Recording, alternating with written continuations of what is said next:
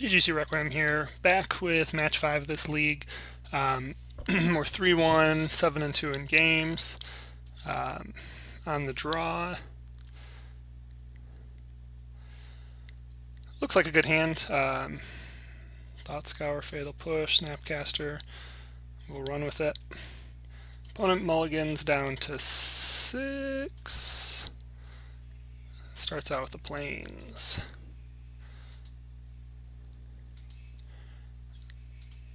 And at this point, we're probably just going to hold this up to end step, fetch for a Watery Grave, and Thought Scour ourselves. And our opponent didn't have any other turn to play, so maybe a little bit of a mana screw. So far, the white, I mean, we're probably thinking Hate Bears, maybe just holding up like Path to Exile or something. Get an Abrupt Decay. As long as our opponent's not doing anything, we're going to hold up, crack these fetches for a little less life loss. Picks up his second land. Suppression Field. So while the Suppression Field's on the stack, we actually have to crack the Verdant Catacombs, otherwise it would cost us 2 mana just to activate the fetch land. So while that's on the stack, we crack, and we're just going to probably blow this up with Abrupt Decay. So at this point, I'm assuming this is some sort of green-white enchantments deck, possibly Bogles. They run that sometimes, though not a ton of the time in the main. I guess you don't see Bogles too much.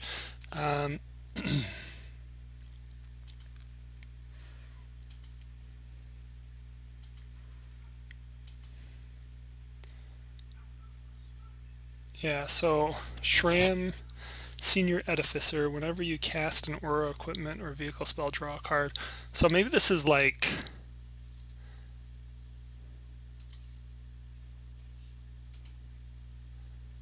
I'm just curious, like, this also, obviously, having played Cheerios, makes me think of Cheerios, so a little bit of hesitation here, waiting to see what happens.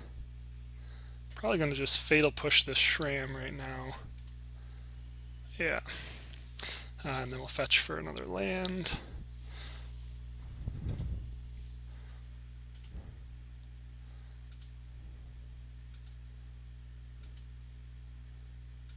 Hold up Cryptic.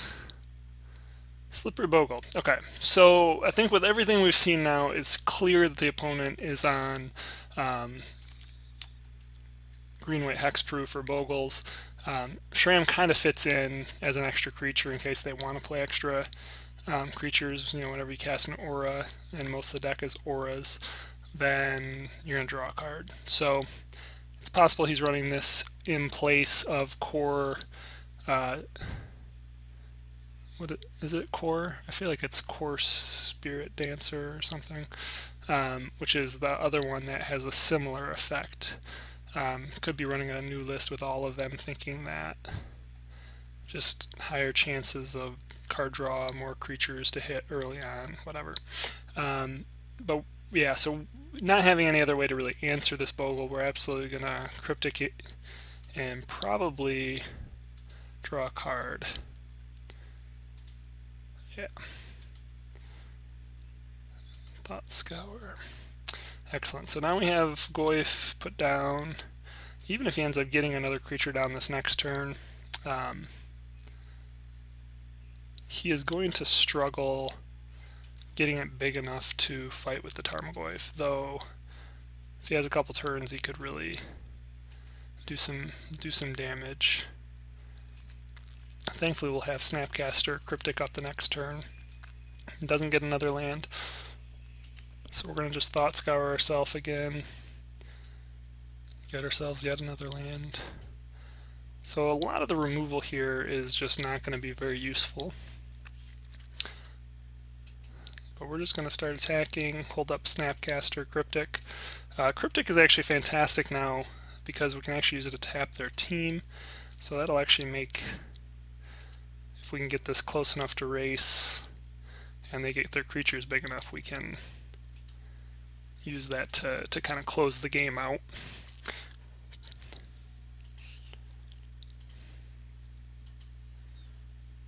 Fatal Push, probably not terribly useful. Also, Maelstrom Pulse is going to buy us some time if you can get a creature down with some enchantments on it. Maelstrom Pulse can still attack the enchantments directly. And so he actually just concedes there. So we actually, whatever he did that turn, we could just Snapcaster, counter with Cryptic Command, and we would have had 7 for lethal. So we'll go on to game 2. I actually failed to update the match status here. So that was 1-0.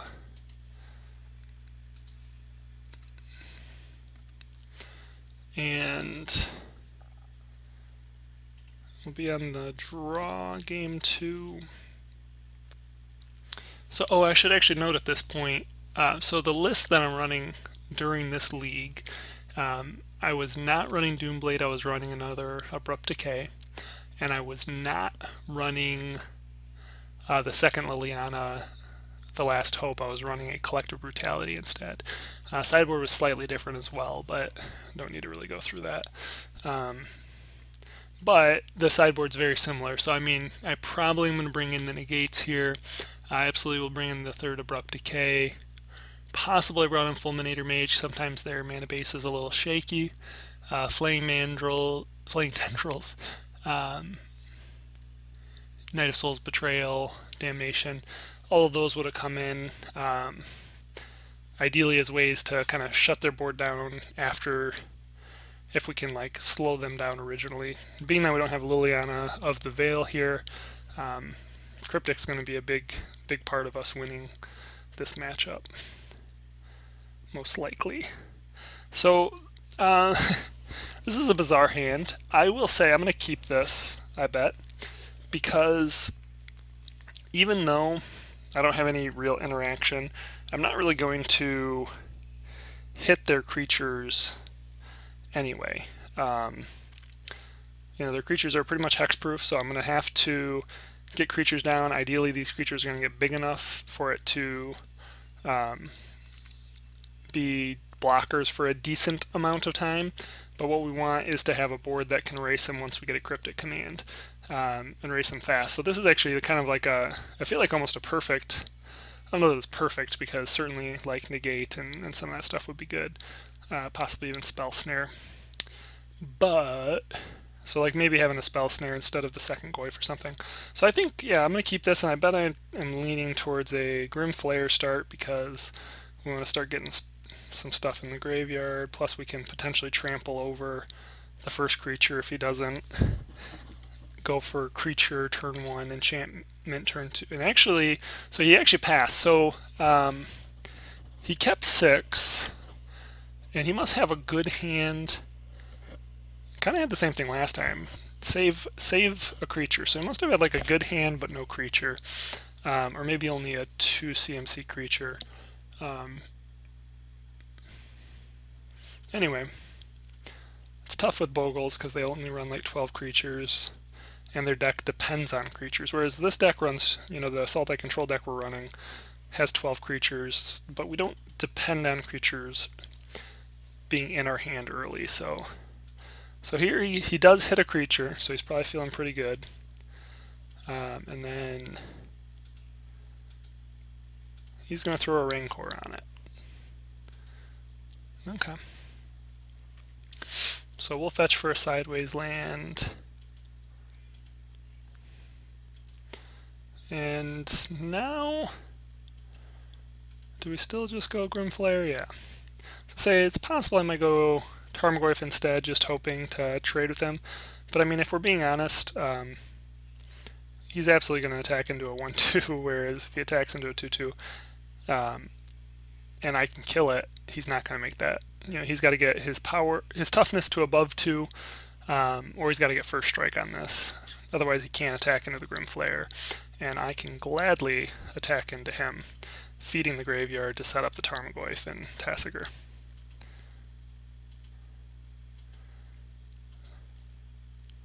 So here he actually plays Shram, so that's fine.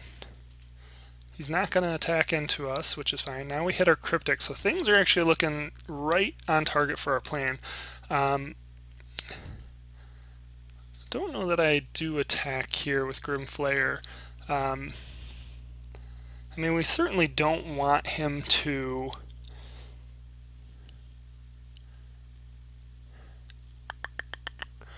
We don't want him to draw a bunch of cards off this guy. I mean, he could... We don't have any removal. I think we actually do. I think we attack into him and hope that he blocks with the Shram. Worst case, we get a couple creatures in the graveyard. Tarmogoyf becomes big enough to hopefully hold off Glade Cover Scout a turn.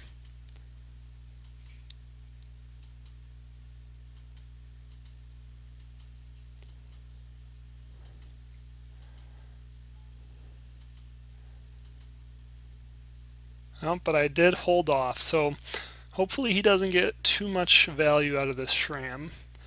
Yeah, so he's going to cast Ethereal Armor on the Glade Cover Scout, giving him a card draw. This is kind of what we're afraid of. And Ethereal Armor is excellent because it gives him first strike. And at this point, 5/3, I mean, he, first strike, can get through... Plays a Slippery Bogle, so he didn't get another aura. So I wonder if he's just running more creatures in this build. So he should go to combat, probably attack. He doesn't attack, and it's possible he's thinking that I could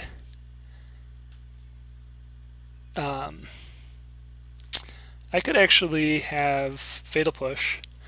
If I have an instant and I kill Shram, that puts 2 more types in the graveyard, and then Tarmogoyf's a 3/4.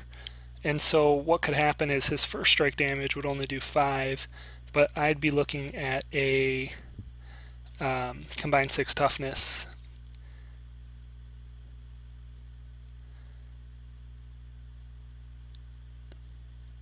I think he made a mistake, though, because if he prioritizes the Grim Flayer, yes, Glade Cover Scout could die to Tarmogoyf.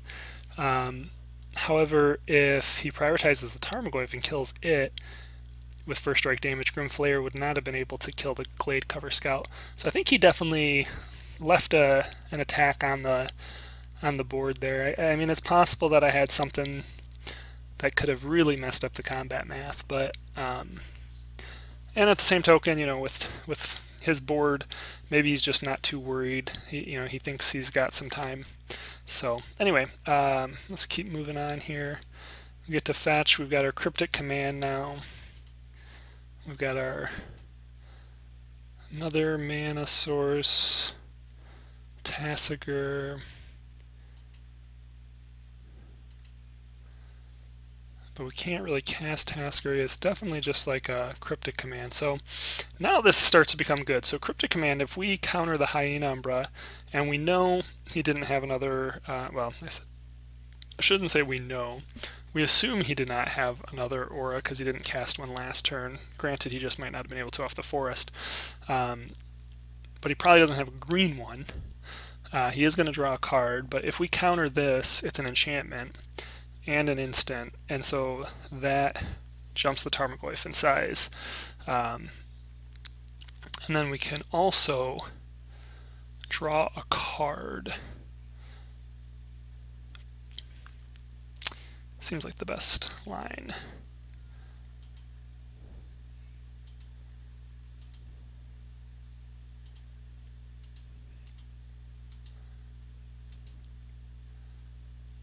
Oh, tap all. Yeah, sorry. Tap. Right. So we actually tap all their creatures, and now Grim Flayer can start to feed our graveyard.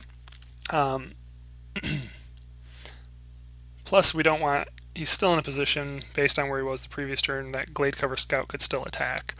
So yeah, we absolutely need to do that. He draws a card.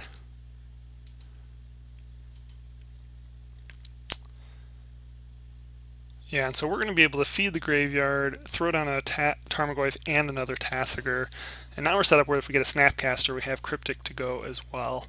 Plus we're going to filter our draw. Yeah, that's absolutely was the correct play, the way I played it out.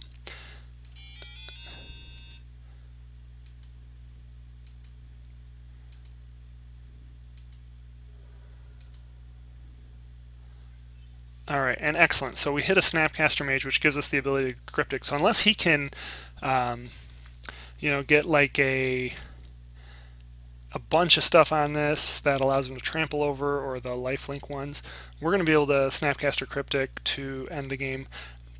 I'm definitely throwing the Verdant Catacombs. I'm assuming I'm going to throw the Maelstrom Pulse in the graveyard as well.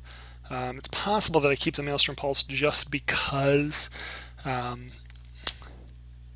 let's see, where are we? 2, 1, 2, 3, 4, 5.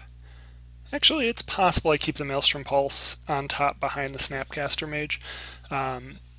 Actually, I do think that would make more sense, actually. I'm not actually shrinking my Tarmogoyf at all by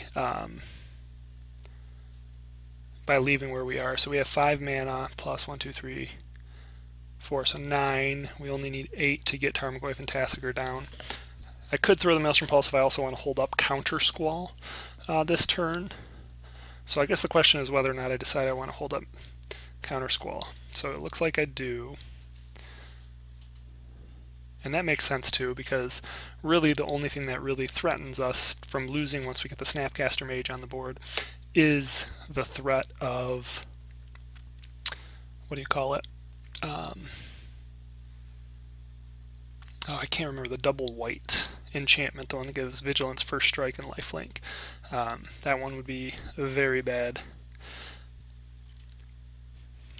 So we're going to get Tarmogoyf down. Well, we're going to get Tasigur first.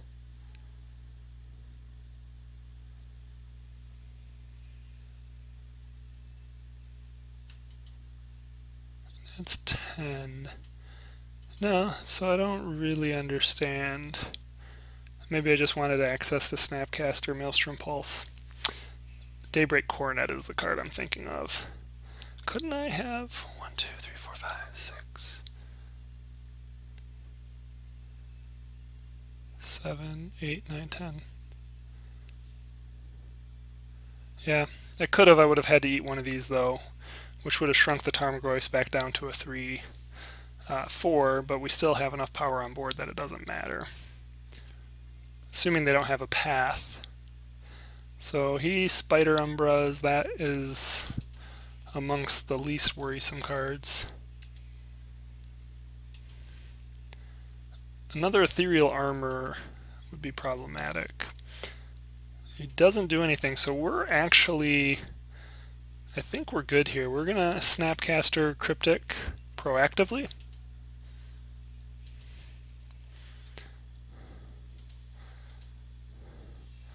Tap the opponent's team down, draw a card.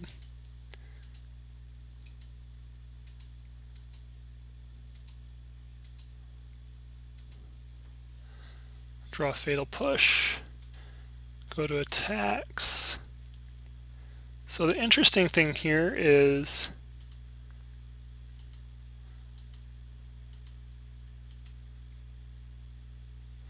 one, 2, 3, 4, 5, 6, 7, 8. So we've got 12 points of damage.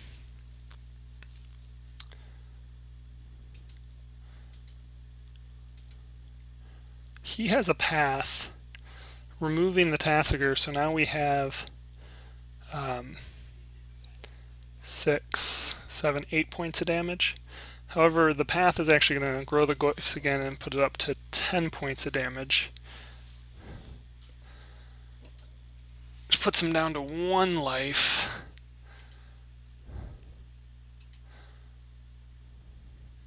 I think I made a mistake, actually.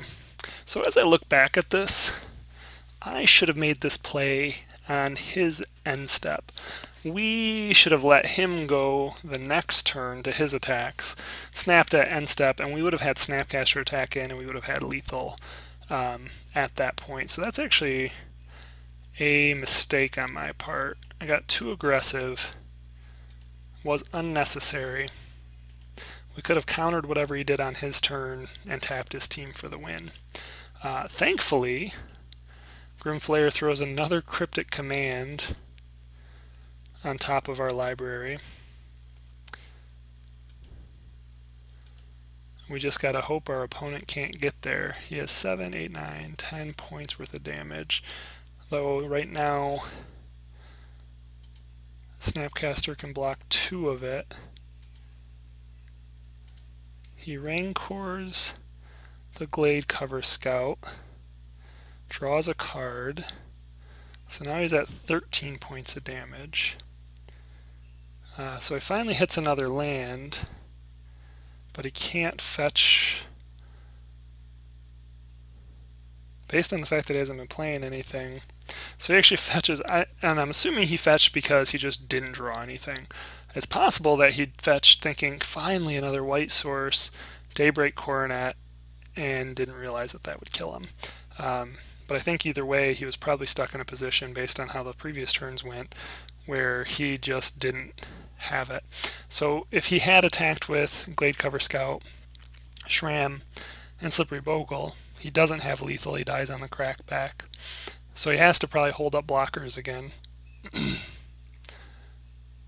At which point, unless he has another path, he's dead. And even if he does, and with the cryptic, we'd be able to tap his whole team down anyway. So he'd have to have something that answers all of them. So excellent. So that actually makes us win the match 2-0. And for the league, we end up going 4-1 and 9-2. Deck's feeling good. I've obviously been making some mistakes. I'm not to say that opponents don't make mistakes either, though.